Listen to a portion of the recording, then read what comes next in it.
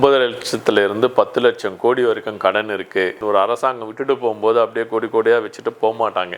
அவங்க எந்த அளவு செலவு பண்ணிட்டு போக முடியுமோ அந்த அளவு செலவு பண்ணிட்டு தான் போவாங்க. கடனே இல்லாமல் ஒரு தமிழகத்தில் ஆட்சி பண்ண முடியாதா?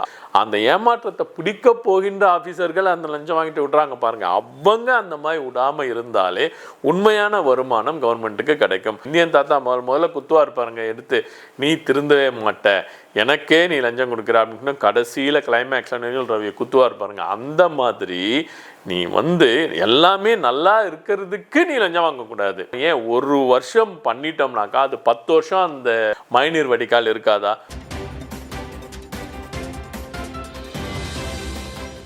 வணக்கம், நான் உங்கள் வழக்கறிஞர் நாராயணன். திரு விஜய் அவர்கள் தமிழ்நாட்டின் முதலமைச்சராக பதவியேற்றவுடன் முதலில் அவர் சொன்னது, தமிழ்நாட்டில் கஜானா காலி, 9,00,000 10 லட்சம் கோடி வரைக்கும் கடன் இருக்குது, இதனால் எனக்கு கொஞ்சம் டைம் கொடுங்க, நான் கண்டிப்பாக நான் கூறிய தேர்தல் வாக்குறுதிகளை நிறைவேற்றுகின்றேன், எனக்கு கொஞ்சம் டைம் கொடுங்க, நான் பண்ணி முடிக்கிறேன்னு சொல்கிறார். கண்டிப்பாக அவர் டைம் எடுத்துக்கிட்டோம், நல்லாவே டைம் எடுத்துக்கிட்டோம், நல்லாவே பண்ணட்டும். ஆனால் அதுக்கு முன்னாடி எந்தெந்த துறைகளில் அவர் கான்சன்ட்ரேட் பண்ணணும் அப்படின்றது நம்ம ஏற்கனவே பண்ணணும். இது ஒரு அனுபவத்தின் மூலியமாக நம்ம சொல்கிறது. இந்த ஆட்சியில் ஏற்கனவே சில அட்வைஸ்லாம் கேட்டிருக்காங்க, எங்ககிட்டையும் சில அட்வைஸ் கேட்டாங்க. லீகல் ஃபார்ம்ன்ற ஒரு இதில் எப்படி பண்ணலாம், ஒரு சட்டப்பூர்வமாக என்ன பண்ணலான்றது அட்வைஸ் கேட்டது எனக்கு ஆச்சரியமாக இருந்தது. முதல் முறை இந்த மாதிரி கேட்குறாங்க. அதனால் நாங்களும் எங்களுக்கான ஒரு சட்ட அனுபவத்தை வச்சு இப்படிலாம் பண்ணலாங்க அப்படின்னு நாங்களும் சொல்லியிருக்கோம். அதை எந்த அளவு கொண்டு போய் சேர்ப்பாங்க முதலமைச்சர்கிட்டன்னு தெரியாது, ஆனால் கேட்டாங்க. தாவேக்காவினர் எங்ககிட்ட இந்த மாதிரி எப்படிலாம் பண்ணது பல துறைகளில் கேட்குறாங்க. அந்த மாதிரி சட்டப்பூர்வமாக எங்ககிட்ட கேட்கும்போது நாங்கள் சொல்லியிருக்கோம். அது ஒரு பக்கம் இருக்கட்டும். இப்பொழுது அவர் கஜானா காலி அப்படின்னு சொல்கிறாரு இல்லைங்களா? இந்த கஜானா காலி ஆவதற்கு என்ன காரணம்? எப்போவுமே இன்னொரு அரசாங்கம் விட்டுட்டு போகும்போது அப்படியே கோடி கோடியாக வச்சுட்டு போக மாட்டாங்க. அவங்க எந்த அளவு செலவு பண்ணிட்டு போக முடியுமோ அந்த அளவு செலவு பண்ணிட்டு தான் போவாங்க. இது வழக்கமாக வர்றது தான். அதுக்கப்புறமா வரவங்க திரும்ப எஸ்டாப்ளிஷ் பண்ணணும். இவங்க வாங்கியிருக்கின்ற போன கவர்மெண்ட் வாங்கியிருக்கின்ற கடன் அவங்க சொல்கிறாங்க வித்தின் தி லிமிட் தான் இருக்குது, இவ்வளோ வாங்கலாம், நாங்கள் இவ்வளோ தான் வாங்கியிருக்கோம் அப்படின்ற மாதிரி அவர் சொல்கிறாங்க. கடனே இல்லாமல் ஒரு தமிழகத்தில் ஆட்சி பண்ண முடியாதா அப்படின்னாக்கா இப்போ இருக்க சிச்சுவேஷனில் ஆட்சி பண்ண முடியாது. கண்டிப்பாக இந்த கடனை அடைத்து விட்டு அதுக்கப்புறமா கடன் இல்லாத ஒரு தமிழமாக நம்ம மாற்ற முடியும். இதில் எங்கெங்கே இந்த செக்ஸ் வச்சு பிடிச்சி வருமானத்தை கொண்டு இறுக பிடித்து தமிழ்நாட்டை வெட்டலாம் அப்படின்னு பார்த்தீங்கன்னாக்கா ரொம்ப ரொம்ப ரொம்ப மடிந்திருக்கின்ற ஒரு துறையாக இருக்கின்றது பத்திரப்பதிவுத்துறை. பத்திரப்பதிவுத்துறையில் ஃபுல் விஜிலன்ஸ் போட்டு எந்த விதமான ஆம்காவாஸ் பேமெண்ட்ஸ் நடக்கக்கூடாது அப்படின்னு சொல்லி கொண்டு வந்தாக்கா இந்த துறை ஸ்ட்ரிக்ட் ஆகும். அதாவது லஞ்சம் கொடுத்து அந்த துறைக்கு வருகின்றவர்கள் நிறைய பேர் இருக்கிறாங்க. அதே மாதிரி போலீஸ் துறை, டிராஃபிக் போலீஸ் துறை, இவங்கெல்லாம் என்ன பண்ணாங்கனாக்கா சென்னைக்குள்ளே டிராஃபிக் சார்ஜென்ட்டாக இவ்வளோ இந்த மாதிரி எழுதிட்டாங்க. எழுதப்படாத ஒரு சட்டம் ஆயிடுச்சு.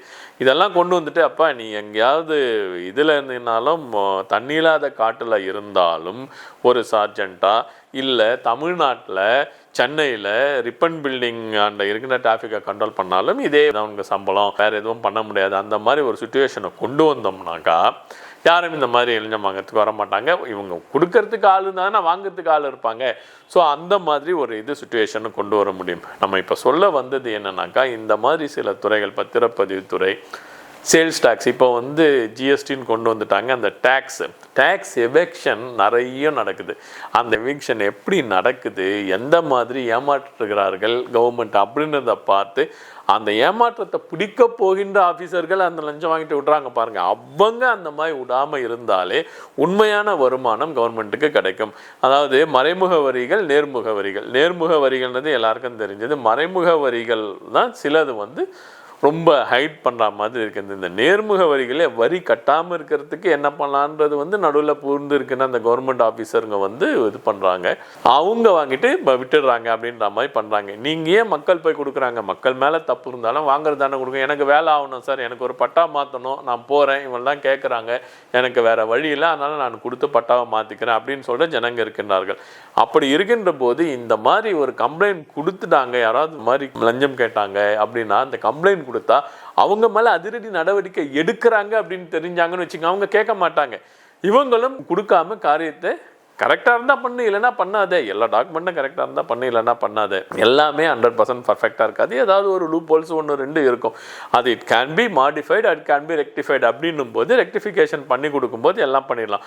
எல்லா டாக்குமெண்ட்டும் இருக்கும்போதே நான் லஞ்சம் வாங்குவேன் அப்படின்னாக்கா அதுதான் இந்த இதில் இருக்குது. இந்தியன் தாத்தா முதல்ல குத்துவார் பாருங்க எடுத்து, நீ திருந்தவே மாட்ட, எனக்கே நீ லஞ்சம் கொடுக்குற அப்படின்னு கடைசியில் கிளைமேக்ஸ் அணில் ரவியை குத்துவார் பாருங்க. அந்த மாதிரி நீ எல்லாமே நல்லா இருக்கிறதுக்கு நீ லஞ்சம் வாங்கக்கூடாது அப்படின்றதான் இருக்குது. லஞ்சம் இல்லையா வேறு நாட்டில் அப்படின்னு அவர் கேட்கும்போது இந்தியன் தாத்தாவில் இருக்குது. ஆனால் எதுவுமே சரியில்லாததுக்கு தான் லஞ்சம் வாங்குறாங்க. ஆனால் இங்கே இருக்கிறது நடக்கிறதுக்கே இருக்கிறதுக்கே எல்லாம் சரியாக இருக்கிறதுக்கே நீங்கள் வாங்குறீங்க, அது ஒழிக்கப்பட வேண்டும் அப்படின்னு தான் இந்தியன் தாத்தா சொல்லுவார். அந்த மாதிரி இப்போ இருக்கின்ற ஒரு புதுசாக வந்திருக்கீங்க எல்லாமே க்ளீனப் பண்ணி முதல்ல இருந்து ஆரம்பிக்கலாமே. முதல்ல இருந்து எல்லாமே கொண்டு வந்தாங்க, எல்லாமே செட் ஆகிடும் இல்லையா. ஃபஸ்ட்டு அந்த பத்திரப்பதிவுத்துறை, அதே மாதிரி எஜுகேஷனல், மெடிக்கல், இந்த மாதிரி துறைகளில் இருக்கின்ற அந்த புல்லுருவிகளை ஒழித்து நேர்மையானவர்களை கொண்டு வந்து இங்கே இருந்து அப்படியே ஒரு ஸ்ட்ரெயிட்டாக அந்த கல்ச்சரை கொண்டு வந்தோம்னாக்கா கண்டிப்பாக கஜானாவில் பணம் சேரும். கொஞ்சம் கொஞ்சமாக பணம் நீங்கள் சொல்ல பண்ணுங்க. சரி பணம் போன கவர்மெண்ட் செலவு பண்ணிட்டு போயிட்டாங்கன்னு சொல்லுங்கள். இவ்வளோ லோன் வாங்கியிருக்காங்க, அவங்க கணக்கு எழுதி வச்சுருப்பாங்க இல்லைங்களா, இதுக்கு செலவு பண்ணோம் அப்படின்னு சொல்லிட்டு அந்த கணக்கை பார்த்து சரி எந்த இடத்துல அதிகமாக போயிருக்கு, எந்த இடத்துல குறைவாக போயிருக்கு, இங்கே இருந்து போன பைசா எங்கே போயிருக்கோம் அப்படின்ற ஒரு அனலைசிஸ் பண்ணிட்டு அங்கேருந்து நம்ம ரிகவரி ஆரம்பித்தோம்னாலே இங்கே பணம் கொஞ்சம் கொஞ்சமாக இனிமேல் வாங்குறதாவது நம்ம இது பண்ணலாம். நம்ம பார்க்குறோம், ஒரு சின்ன எக்ஸாம்பிள் சொல்கிறோம் பாருங்க, இந்த ரெயின் வாட்டர் ஹார்வெஸ்டிங். ஒவ்வொரு வருஷமும் தான் மழை வருது, ஒவ்வொரு வருஷம் தான் அந்த ரெயின் வாட்டர் ஹார்வெஸ்டிங் பண்ணாங்க. அந்த மழை நீர் வடிகாலுங்கிறது பண்ணிட்டாங்க. என்ன காரணம்? ஏன் ஒரு வருஷம் பண்ணிட்டோம்னாக்கா அது 10 வருஷம் அந்த மழைநீர் வடிகால் இருக்காதா? மலேசியா, சிங்கப்பூர் நல்லா அந்த மாதிரியா இருக்குது. ஒவ்வொரு வருஷமாக பண்ணிட்டு இருக்காங்க. இல்லையே, ஒரு டைம் பண்ணிட்டாங்கன்னா அது ஒரு 15 வருஷம் 20 வருஷம் இருக்குது இல்லைங்களா. அந்த மாதிரி ஒரு இன்ஃப்ராஸ்ட்ரக்சர் இங்கேயும் கொண்டு வர முடியாது. இதிலலாம் தான் பணம் அப்படியே வேஸ்ட் ஆகுது. ஒன்ஸ் நம்ம போட்டுட்டோம்னா சென்னைக்குள்ளே இத்தனை கோடி செலவாகுதுன்னா அதை முடித்து உண்மையாக டிரான்ஸ்பரண்டாக ஒன் டைம் மழைநீர் சேகரிப்பு கொண்டு போய் கடலில் கலக்கிற மாதிரி ஏதோ ஒரு சுச்சுவேஷன் பண்ணிட்டாங்களோ, ஏரியில் கலந்து கடலுக்கு போகிற மாதிரி பண்ணாங்கனாக்கா அடுத்த 15 வருஷத்துக்கு அதுக்கு செலவு பண்ண வேண்டிய அவசியம் இல்லையே. அந்த பைசா மிச்சம் தானே, அது கஜானாக்கு தானே வரப்போகுது. அதில் இருந்து உபரி பணமாகவே இருக்கும், செலவு பண்ணலாமே. நான் சொல்கிறது ஒரு சின்ன எக்ஸாம்பிள் சொல்கிறேன். இந்த மாதிரி பல துறைகள் இருக்கின்றன. பல துறைகளில் மிச்சம் பிடிக்க முடிகின்ற பல துறைகள் இருக்கின்றன. இதிலெல்லாம் நம்ம மிச்சம் பிடிக்கலாம். ஸோ இப்போ இருக்கின்ற அரசு கண்டிப்பாக சில சவால்களை சந்தித்தாலும் இதில் இருந்து ஈஸியாக மீண்டு வர முடியும். என்ன தேவை? ஒன்றே தாங்க தேவை, நேர்மை தேவை. அதிகாரிக்கு நேர்மை தேவை. இனிமேல் நான் இப்போ ட்ரான்ஸ்ஃபர் ஆகுன்னு வச்சுங்க, நேர்மையான ஒரு ட்ரான்ஸ்ஃபராக இருந்தால் ட்ரான்ஸ்ஃபர் கொடுத்துட்டு போகலாமே அதிகாரிக்கு. அந்த ட்ரான்ஸ்ஃபருக்குன்றது பணம் கேட்டு இது பண்ணுறதுனால தானே அந்த அதிகாரிக்கு பணம் கொடுத்து வருகிறார்கள். அவங்க என்ன பண்ணாங்க, நான் கொடுத்த பணத்தை மீட்டணும்னு சொல்லிட்டு பப்ளிக்கு கிட்ட கணக்கை பார்க்குறாங்க. ஸோ எதுவுமே இல்லாமல் லஞ்ச லாவணியுமே இல்லாத ஒரு அரசை நம்மளுடைய சிஎம் விஜய் கொண்டு வருவார் என்று நம்பி இந்த கஜானா காலியானது எல்லாம் அவர் உண்மையிலேயே பல நிபுணர்களிடம் கேட்டு தீர்த்து விடுவார் என்று நம்பி இந்த காணொலியை முடிக்கின்றோம். நன்றி, வணக்கம்.